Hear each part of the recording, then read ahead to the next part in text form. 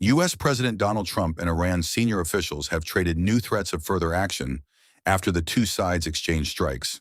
Trump said Tehran had taken too long to negotiate a deal and would now have to pay the price, without giving specific details. He said Iran had been completely defeated and was all talk and no action. It came after Iran's Foreign Minister Abbas Araghchi earlier warned his country would leave no attack or threat unanswered, saying that the U.S. had suffered defeats on the battlefield. The U.S. said it struck Iranian sites on Tuesday in response to the downing of a U.S. Army helicopter in the Gulf. Iran then launched strikes at U.S. bases in the region. Iranian defense systems, ground control stations, and radar sites were targeted near the Strait of Hormuz, the U.S. Military Central Command CENTCOM said. Iran's Islamic Revolutionary Guard Corps, IRGC, said it launched strikes on 21 targets at U.S. bases in the region, one in Bahrain and the other in Jordan, while Kuwait's army said it was also intercepting an attack. Writing on his social media platform Truth Social on Wednesday, Trump said, "Iran's military is a complete and total mess. Much of it, like their Navy and Air Force, doesn't even exist anymore. They have been completely defeated." He added, "They've taken too long to negotiate a deal that would have been great for them. Now they will have to pay the price." Trump's comments were in contrast to Tuesday, when he told journalists the U.S. and Iran were in the final throes of what will be a very, very good deal. Also on Wednesday, Iran's foreign ministry spokesman Esmail Bakai accused the U.S. of damaging this diplomatic process through the contradictory messages it sends, its repeated shifts in positions and demands, and, worst of all, through repeated violations of the ceasefire.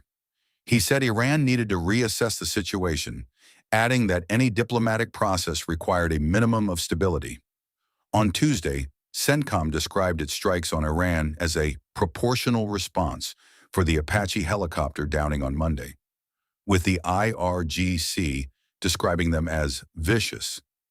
Trump previously said on Truth Social that the helicopter had been shot down as it was patrolling the Strait of Hormuz, a critical shipping channel that has been effectively closed since the conflict started in late February. Fox News quoted Trump on Wednesday as saying that an Iranian drone had hit the helicopter without exploding as it flew very low.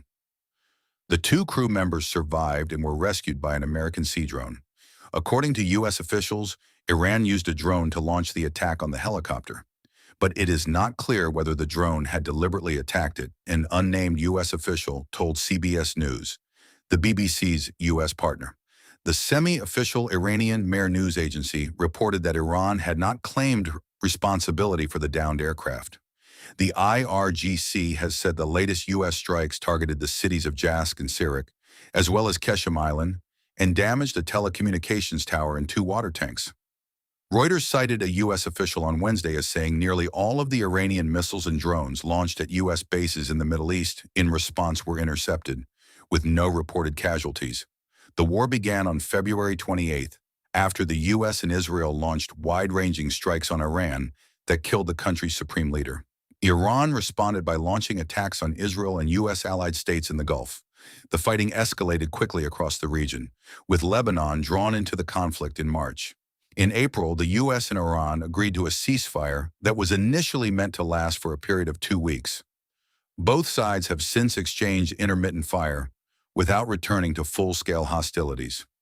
Meanwhile, the country's representatives have engaged in fraught negotiations, including a meeting in Pakistan, in an attempt to find a lasting solution to the conflict.